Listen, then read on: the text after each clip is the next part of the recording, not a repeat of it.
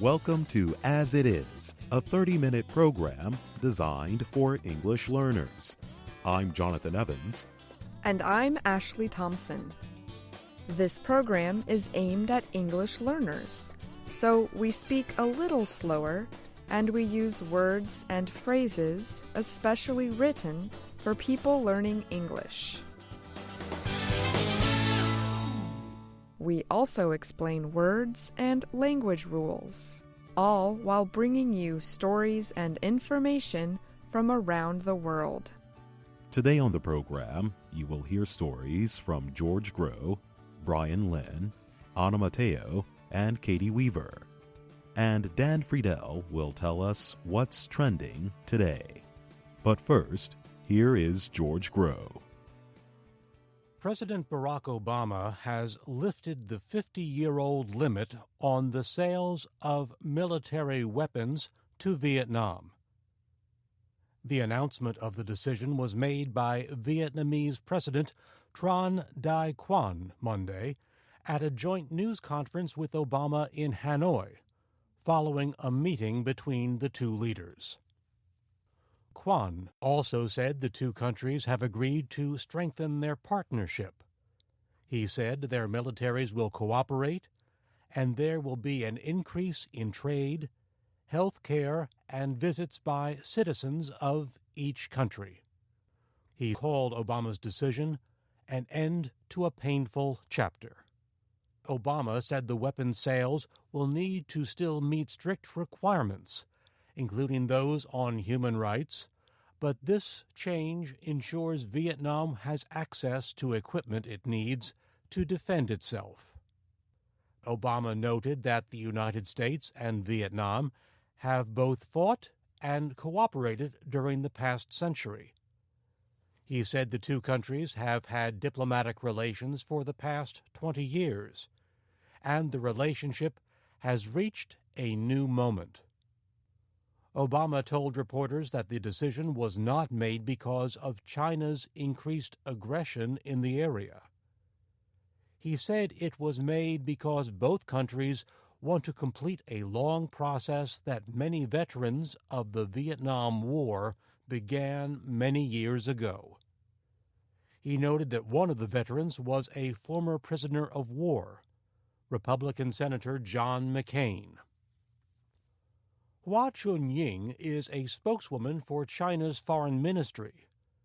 She said, "As a close neighbor to Vietnam, we welcome a normal and cooperative relationship between Vietnam and other countries, and we certainly hope such development of bilateral relations is conducive to regional peace and security." She said the arms embargo is the product of the Cold War. It should not have existed. We hope for a normal relationship between the U.S. and Vietnam. But on Sunday, China's official news agency said the calculating move will serve only Washington's own strategic purposes, as the United States seeks a rebalance in the Asia-Pacific. Obama noted that the U.S. and Vietnam still do not agree on many human rights issues, and he said each weapons sale will be reviewed before it can take place. But he said it is right to end the ban because of an increased level of trust and dialogue between the militaries of the two countries. He said more American ships may enter Vietnam's ports at the invitation of the government. Phil Robertson is the Deputy Director and Asia Director of Human Rights Watch. The group strongly disagrees with Obama's decision to end the weapons ban. Robertson said, as Obama was lifting the U.S. arms embargo, the Vietnam authorities were busy arresting journalist Duan Chun and other human rights activists and bloggers on the street and in their houses. In one fell swoop, President Obama has jettisoned what remained of U.S. leverage to improve human rights in Vietnam, and basically gotten nothing for it. I'm George Grow.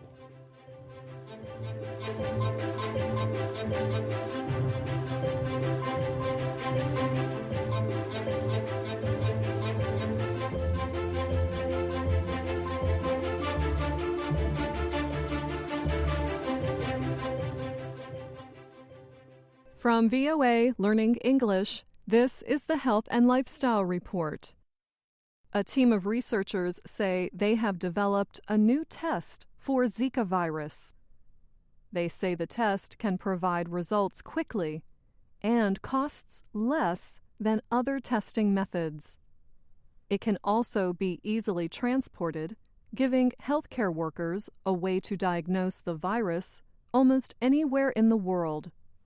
The Zika outbreak started about a year ago when health officials in Brazil began reporting cases of people being infected. Now, nearly 60 countries and territories have reported Zika cases. Most of those infected are thought to have been bitten by mosquitoes. The insects can carry the Zika virus. Some countries also have reported cases that appear to have spread through sexual contact. The World Health Organization says scientists agree that Zika is the cause of two serious conditions: the nervous system disorder Guillain-Barré syndrome and the birth defect microcephaly. Babies with the birth defect have an unusually small head. Children with severe microcephaly usually do not live long. Most of the affected countries are in Latin America and the Caribbean. The WHO says the world could face a severe public health crisis if the virus continues spreading. The new test is the result of work by researchers at Harvard University in the United States. The researchers built upon earlier work on a method to test for Ebola virus. James Collins is a synthetic biologist. He led the team that created a way to test body fluids for Zika virus. The test is designed for blood, urine, and saliva. But why develop a new method in the first place? The researchers explained their reasoning in a report in the journal Cell. In it, they said that other test methods are limited. Most importantly, they say, these methods are not exact. The other tests look for antibodies in body fluids. But these antibodies are similar to other viruses, such as dengue. The researchers add that the other methods can also be costly, and they require special equipment that is not available in some areas. The new testing method uses paper cards about the size of a human hand. The cards contain freeze-dried biomolecular components. The freeze-dried part is important. The report says the components remain stable at room temperature, allowing for easy storage and distribution in global settings. In other words, they do not break down under normal conditions and can be stored almost anywhere. Only small amounts of the Zika virus can be found in blood. So the researchers first make the blood sample appear larger through a process that causes the virus to reproduce. The larger sample is then put on the paper card. If Zika is present, the card changes color. Test results from an infected person can then be compared to another card to identify which form of the Zika virus is present.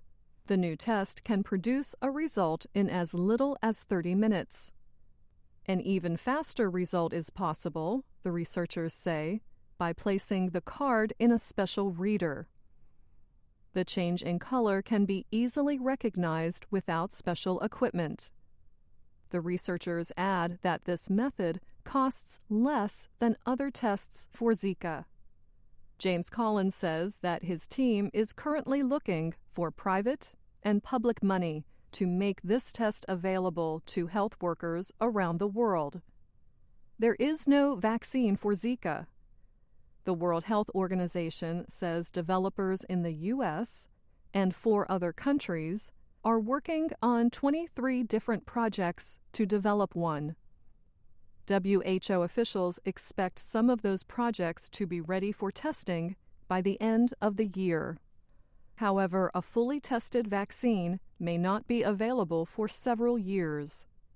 Until a vaccine is developed, efforts to stop the spread of Zika are directed at controlling the insects that carry it.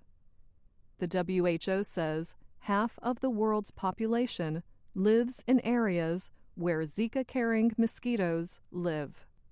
I'm Anna Mateo.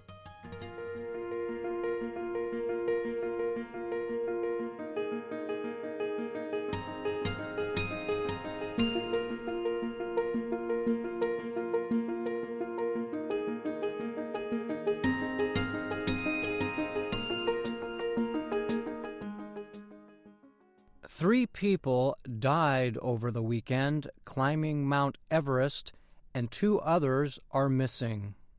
A 43-year-old Indian climber died as he was helped down the summit, or peak of the mountain, said Wangshu Sherpa of Trekking Camp, Nepal on Monday.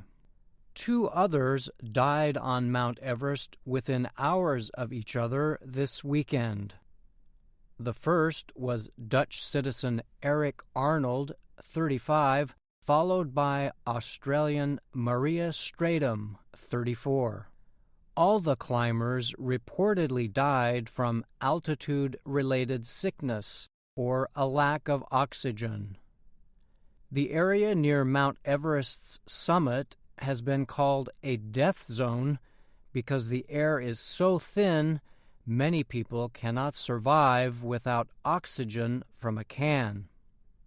2 other Indian climbers, Paresh Nat and Gautam Ghosh, have been missing since Saturday. Wangshu Sherpa said it is not likely they could survive Mount Everest's extreme weather conditions. The latest tragedies continue safety concerns about companies that assist climbers on Mount Everest. The head of the non-profit Nepal Mountaineering Association, Anshering Sherpa, said some companies offer cheap packages to get business, but they use poor equipment.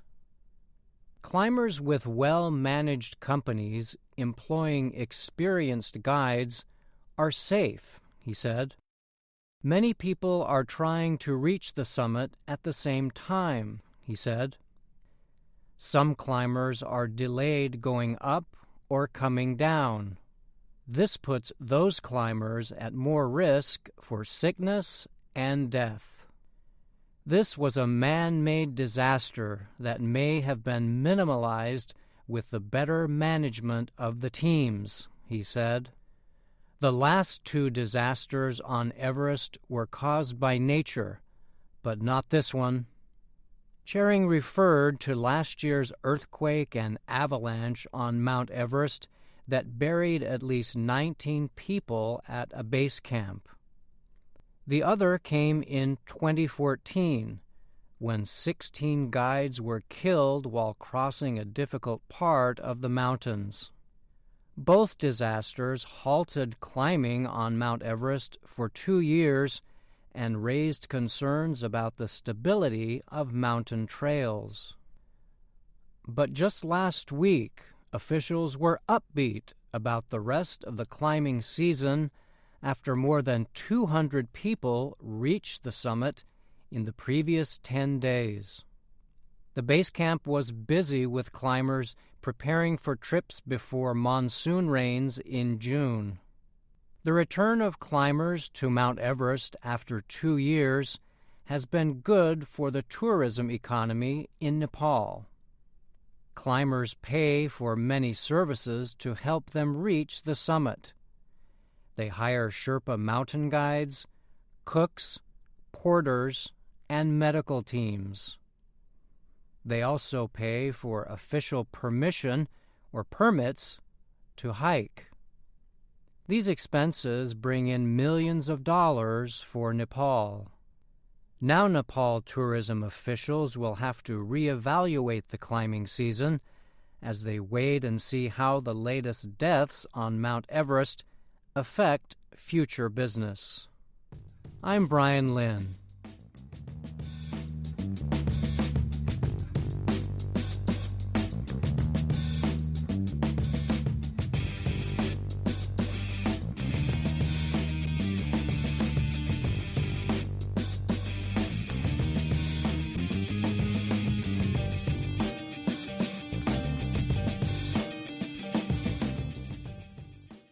Health experts say there is evidence that many white women in the United States are dying too soon.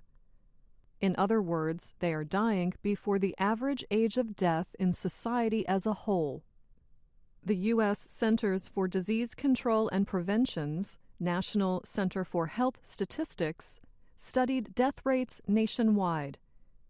The center found that life expectancy rates for every population group has either gone up or stayed unchanged.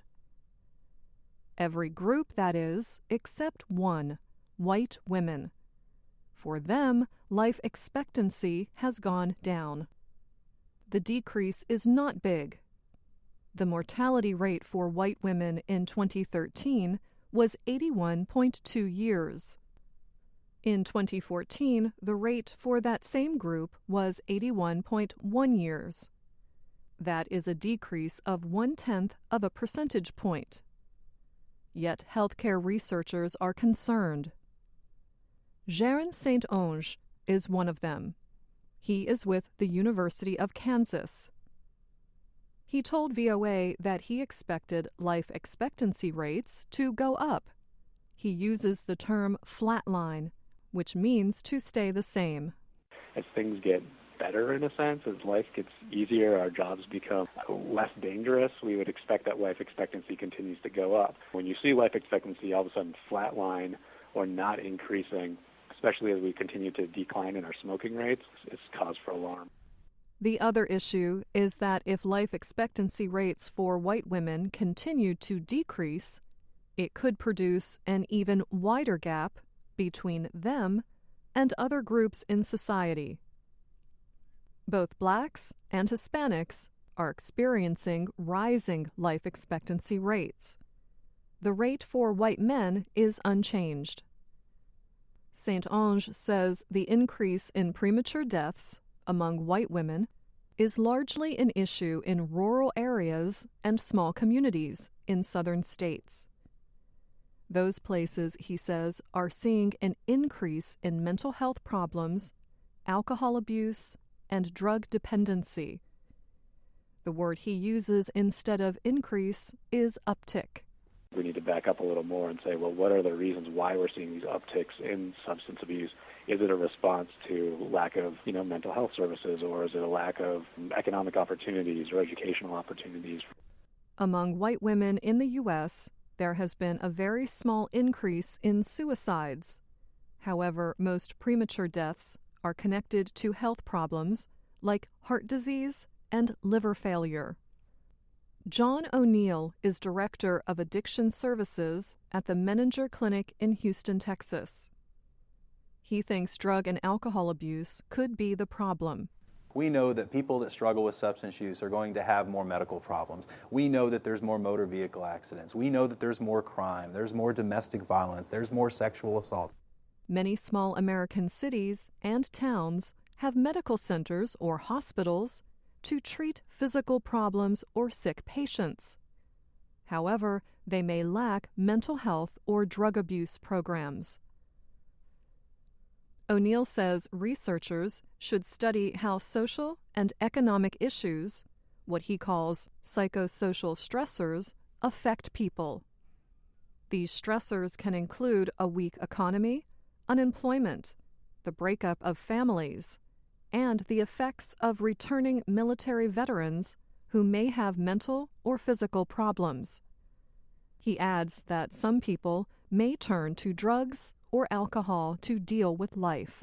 When we have a number of psychosocial stressors, whether it's family members who are fighting for our country, or loss of job, loss of a relationship, financial problems, we do know those are stressors that lead people to look for new ways to manage their emotions, new ways to cope. He notes that alcohol is easy to get in most communities. Drugs are too. In March, President Barack Obama launched a program that would provide more than $90 million to community health centers for treatment of drug abuse. News media attention to the problem of opioid painkiller addiction has also helped to warn Americans of the risks involved in taking such medications. It has also led to discussions in the medical community about other possible treatments for pain. O'Neill says different forms of addiction treatment have proven successful, but he adds having support in the community is very important. He suggests that at least some of the money currently used to fight the illegal drug trade might be better used helping people stop using drugs that often end up killing them. I'm Anna Matteo.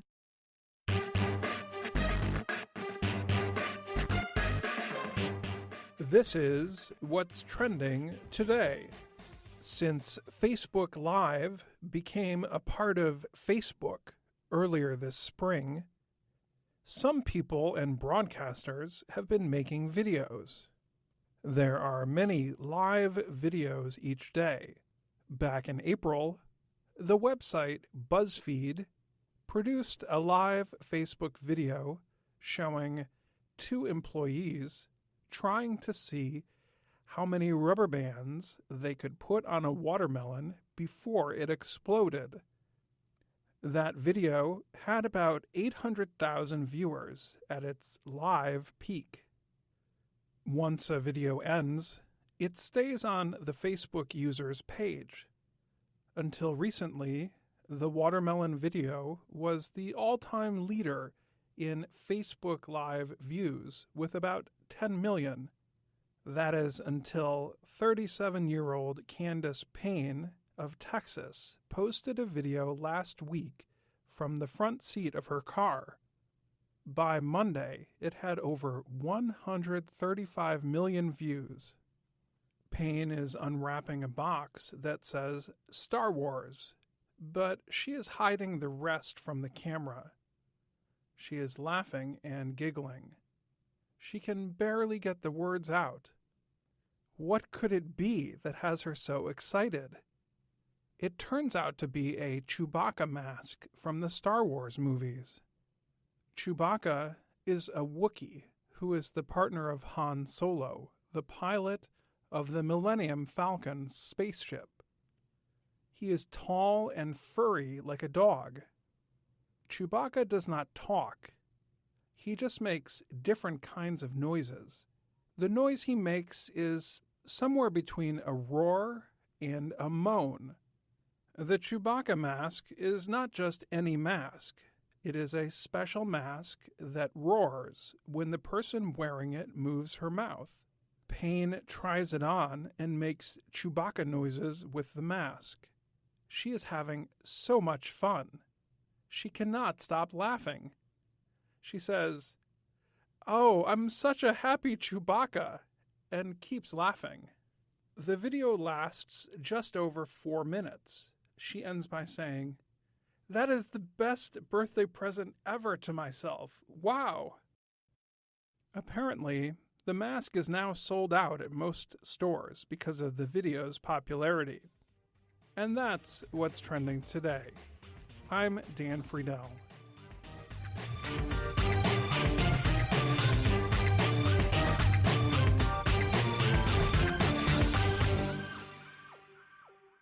British singer Adele won the big prize as Emotion won the big night at the 2016 Billboard Music Awards show on Sunday.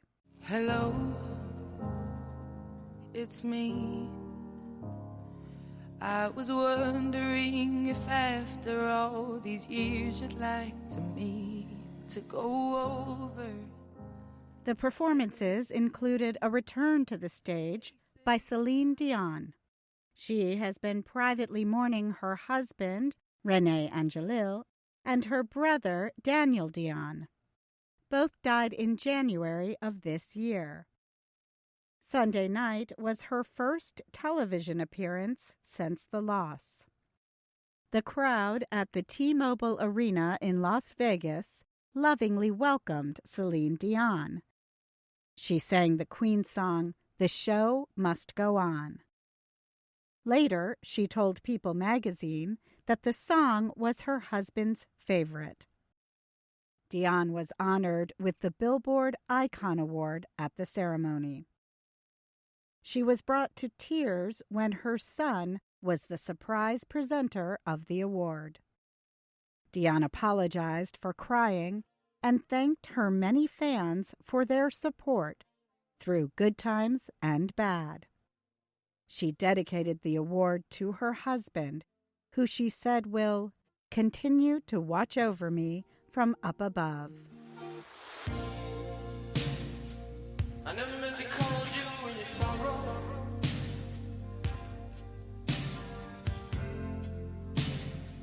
I never meant to call you in your pain.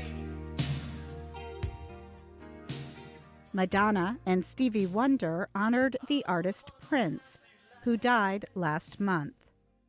Madonna sang "Nothing Compares to You," a Prince song that Sinead O'Connor recorded in 1990. Images of Prince played on a huge screen above the stage. Wonder joined Madonna on stage to sing "Purple Rain." The crowd joined in and waved their arms. Many wore lighted purple wristbands, creating a colorful glow in the arena. The audience seemed happy with the performance, but social media posts were fiercely critical. At Reality Wives TV posted, "The Prince tribute was completely disrespectful. Madonna cannot sing. There's no word in any language to convey my disgust." The media company BET reacted as well. It plans its own Prince tribute in June. It tweeted, "Yeah, we saw that. Don't worry, we got you." Many Twitter posters supported the BET message, but the company might be in for some sharp observation in June. Twitter user Jimmy Jam retweeted the BET message and said he loved it, but he also said the pressure is on now. April of Reign of April posted a similar message. She tweeted that BET better come fully correct in its tribute.